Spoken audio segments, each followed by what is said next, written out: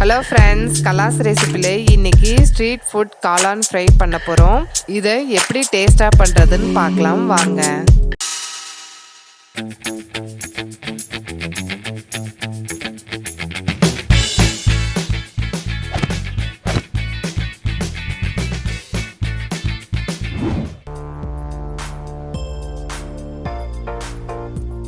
கோஸு 400 gram எடுத்து சன்னமாக நீட்டமாக cut பண்ணி வச்சுருக்கோம்.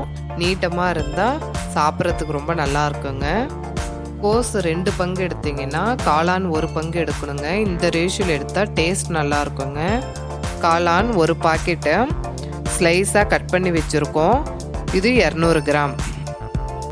ஒரு பவுலில் கட் பண்ணி வச்சுருக்க கோஸு, காளான்,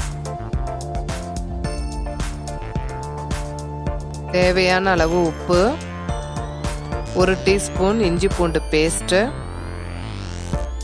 2 குழிக்கரண்டி மைதா மாவு,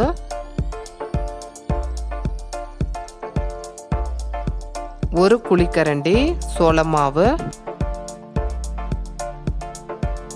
2 டீஸ்பூன் காஷ்மீரி சில்லி பேஸ்ட்டு கலருக்காக எடுத்திருக்கோம். இது வேண்டான்னா விட்டுருங்க. 1/2 டீஸ்பூன் சில்லி பவுடர், இது ரொம்ப காரம் இருந்தால் நல்லா இருக்காதுங்க. 1/4 டீஸ்பூன் கரம் மசாலா. இதை பக்கோடா மாவு மாதிரி கெட்டியாக பிசையணுங்க. காயில் இருக்க தண்ணியே இதுக்கு போதும். அழுத்தி பிசைஞ்சிட்டு அதுக்கப்புறம் தேவைப்பட்டால் தண்ணி கொஞ்சமாக சேர்த்துக்கோங்க. பாருங்கள், பிசைஞ்சிட்டோம். இதை ஃப்ரை பண்ணி எடுத்துடலாம். இது போடும்போது பக்கோடா போடுற மாதிரி உதிர்த்து விடுங்க. அப்போதாங்க சாப்பிடும் போது எல்லா மசாலாவோட டேஸ்ட்டும் சேர்ந்து சாப்பிட்ற ஒரு ஃபீலிங் கிடைக்கும். பாருங்க, ஃப்ரை பண்ணிட்டோம். எல்லாத்தையும் இதே மாதிரி ஃப்ரை பண்ணி எடுத்துக்கோங்க. கடாயில் கொஞ்சம் ஆயில் சேர்த்துக்கோங்க. ஆயில் ஹீட் ஆன உடனே கட் பண்ணி வச்சிருக்க 2 மீடியம் சைஸ் வெங்காயத்தை சேர்த்து அதையும் நல்லா ஃப்ரை பண்ணிக்கோங்க. வெங்காயத்தை நல்லா வதக்கிட்டோம். இஞ்சி பூண்டு paste 1/2 teaspoon, soya sauce 1/2 teaspoon இது கூட சேர்த்துக்கோங்க. தக்காளி sauce 1/2 teaspoon, Kashmiri chilli paste இது கலருக்காக சேர்க்குறோம். இது எல்லாத்தையும் சேர்த்து நல்லா கலந்து விட்டுக்கோங்க.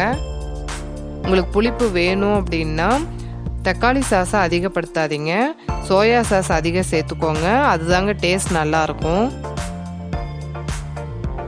ஒரு பவுலில் 1 டீஸ்பூன் சோள மாவு, கொஞ்சம் தண்ணி சேர்த்து நல்லா கலந்து விட்டுக்கோங்க.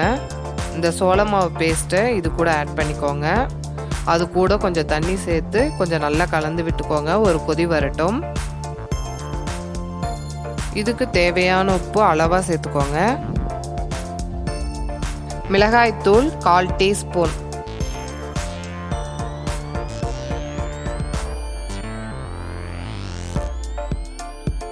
கொஞ்சம் கெட்டியான உடனே ஃப்ரை பண்ணி வச்சிருக்க கோஸும் காளானும் இது கூட சேர்த்து நல்லா கலந்து விட்டுக்கோங்க. அவ்வளோதாங்க, காளான் ஃப்ரை ரெடி. இது ரொம்ப ரொம்ப டேஸ்ட்டாக இருக்கும்.